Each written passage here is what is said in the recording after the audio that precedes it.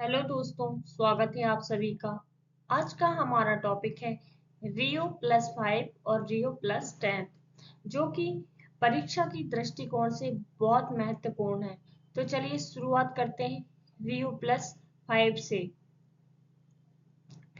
Agenda 21 के 5 साल के कार्यान्वयन की प्रगति की समीक्षा करने के लिए 1997 में संयुक्त राष्ट्र महासभा का एक विशेष सत्र रियो+5 आयोजित किया गया था।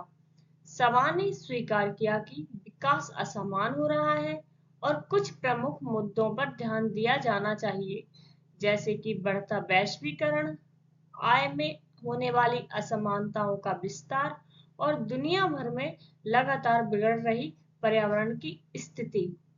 इसी का अवलोकन करने के लिए पृथ्वी शिखर सम्मेलन 1992 के बाद 1997 में रियो+5 पृथ्वी शिखर सम्मेलन का आयोजन किया गया था। चलिए दोस्तों, सबसे पहले जानते हैं रियो शिखर सम्मेलन क्या है।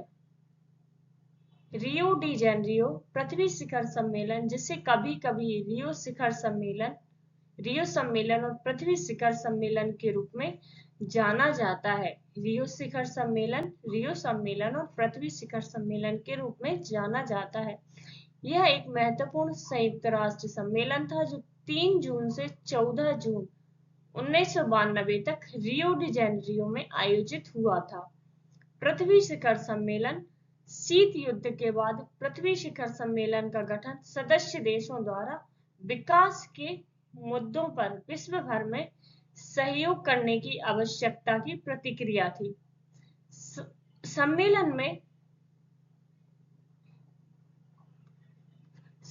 में सदस्य देशों के साथ मिलकर काम करने के लिए मंच के रूप में आयोजित किया गया था, क्योंकि स्थिरता से संबंधित मुद्दे इतने बड़े थे कि उन्हें व्यक्तिगत सदस्य नहीं संभाल सकते थे। अपनी स्थापना के बाद से स्थिरता के क्षेत्र में काम करने वाले गैर सरकारी संगठनों सहित कई संगठन इस तरह से विकसित हुए जो इन सम्मेलनों में शामिल विषयों के समान है।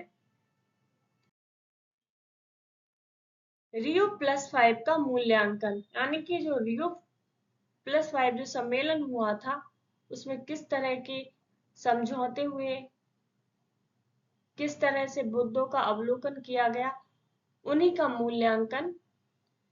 नंबर 1, यूएनसीईडी समझौतों को लागू करने के कार्य की पहली बार गहन स्थिति की समीक्षा जो है रियो+ सम्मेलन के दौरान की गई।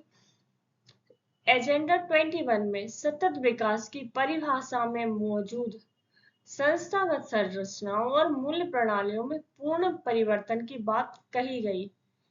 विश्व में इतना बड़ा परिवर्तन रातों रात नहीं हो सकता था। रियो+5 न्यूयॉर्क 1997 में जो आयोजित किया गया था में प्रगति की स्थिति का मूल्यांकन करने पर अनेक अंतराल पाए गए, विशेष रूप से सामाजिक समानता और गरीबी के क्षेत्र में। प्रौद्योगिकी हस्तांतरण में सुधार, भागीदारी और विकास के लिए क्षमता निर्माण, संस्थागत समन्वय तथा उत्पादन और उपभोग के अत्यधिक स्तरों को कम करने में विफलता इसके प्रमुख संकेतक थे। रियो+5 के संकेतक कौन कौन से थे? तो प्रौद्योगिकी हस्तांतरण में सुधार, नंबर 1, भागीदारी और विकास के लिए क्षमता निर्माण, नंबर 2, संस्थागत समन्वय, नंबर 3, तथा उत्पादन और उपभोग के अत्यधिक स्तरों को कम करने में विफलता। साथ ही आधिकारिक विकास सहायता के स्तर में भी गिरावट और अंतरराष्ट्रीय ऋण के स्तर में भी वृद्धि इसके प्रमुख संकेतक थे। समीक्षा बैठक में मांग की गई कि पर्यावरण और विकास से संबंधित अंतरराष्ट्रीय जो समझौते हैं और सम्मेलनों की बढ़ती संख्या का अनुसमर्थन किया जाए, उन्हें मजबूत बनाया जाए तथा उनका बेहतर क्रियान्वयन किया जाए। सम्मेलन की तैयारी प्रक्रिया के एक भाग के रूप में बहुहितधारक सहभागिता आयोजित की गई। जलवायु परिवर्तन संधि पर हस्ताक्षर किए गए। जिसमें खतरनाक वैश्विक तापमान वृद्धि को रोकने का वादा किया गया। पिछले 5 वर्षों में वैश्विक कार्बन डाइऑक्साइड उत्सर्जन में वृद्धि जारी रही है, जबकि हमने रिकॉर्ड पर सबसे गर्म वर्षों का अनुभव किया है। जैव विविधता पर कन्वेंशन पर हस्ताक्षर किए गए, जिसमें लुप्त प्राय प्रजातियों की रक्षा करने का वादा किया गया। कुछ वैज्ञानिकों के अनुसार पृथ्वी शिखर सम्मेलन के बाद से 5 वर्षों में मानवीय गतिविधियों ने 1 लाख से अधिक प्रजातियों को खत्म कर दिया है। विकसित देशों ने विकासशील देशों को पर्यावरण की रक्षा करने और मानवीय आवश्यकताओं को पूरा करने में मदद करने के लिए नए और अतिरिक्त संसाधन उपलब्ध कराने का वादा किया।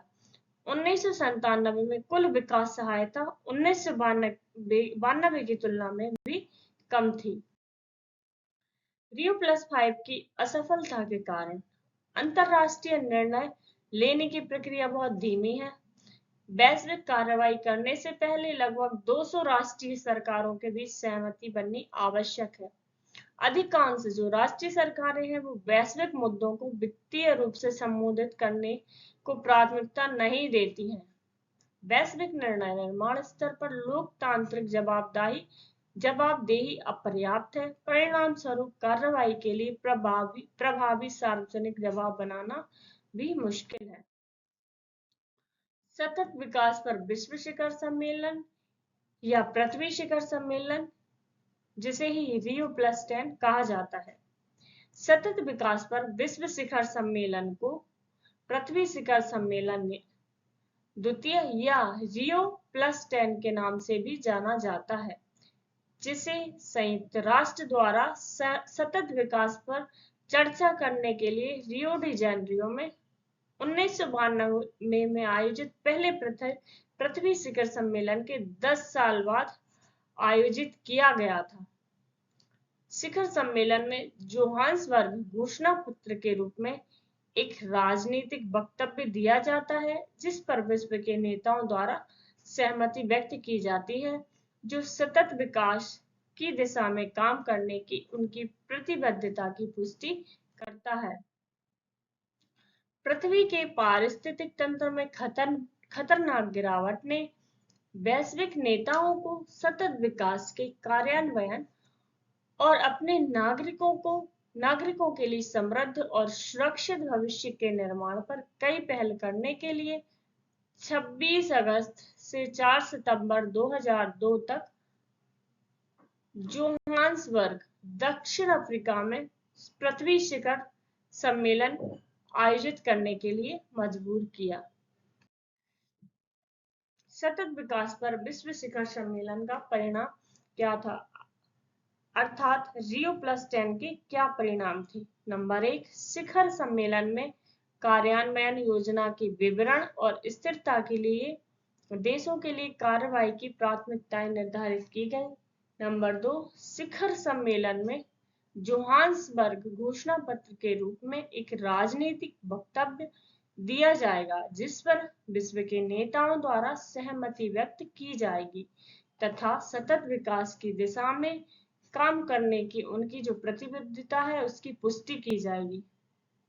नंबर 3, यह शिखर सम्मेलन टाइप 2 परिणामों के नाम से जानी जाने वाली नई साझेदारी पहलों के शुभारंभ के लिए एक मंच के रूप में कार्य करेगा। सरकारों, गैर सरकारी संगठनों और व्यवसायों के बीच विशिष्ट समस्याओं से निपटने और मापनीय परिणाम प्राप्त करने के लिए। अर्थ समिट या पृथ्वी समिट द्वितीय या Rio+10 ने आर्थिक, पर्यावरणीय और सामाजिक निर्णय निर्माण के एकीकरण पर आयोजित अब तक की सबसे बड़ी और महत्वपूर्ण वैश्विक बैठकों में से एक होने की प्रतिबद्धता जताई थी।